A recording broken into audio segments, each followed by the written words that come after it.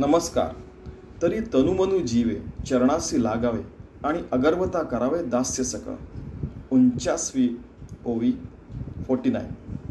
ये चौथे अध्याय में से 167वीं ओवी है ज्ञानेश्वरी में, और ज्ञानेश्वरी नित्य पाठ की ये 49वीं ओवी. ये भी तद्विति प्रणिपातेन परिप्रश्न सेवया उपदेक्षन्ति ते ज्ञानम ज्ञानिनस तत्वदर्शिना. ये 34वां जो श्लोक है गीता का, उसके ऊपर आधारित है.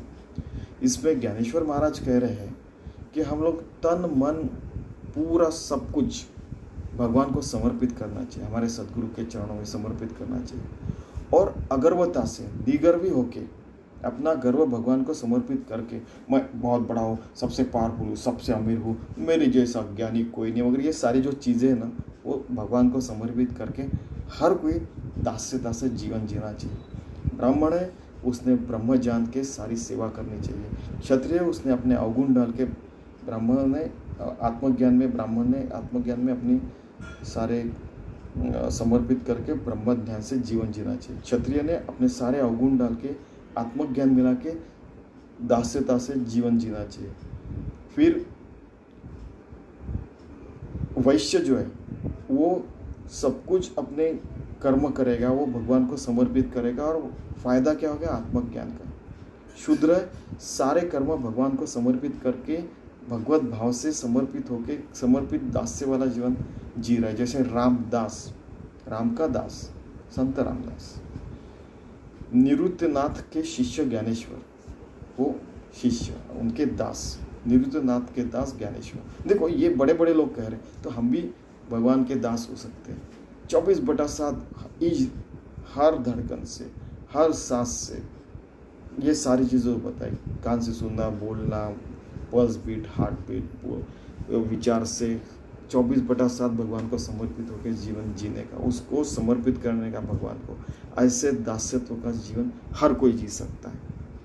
फिर क्या? स्वानंद बोध पाठन, आनंदवन भुवन, सुप्रीम डेवलपमेंट गोल, शाश्वत विकास लक्ष्य, राम राज्य अपने अंदर आएगा पहले, फिर हर जगह इम्प्लीमेंट होगा, फिर पृथ्वी तल पे यानी राम राज्य आ जाएगा.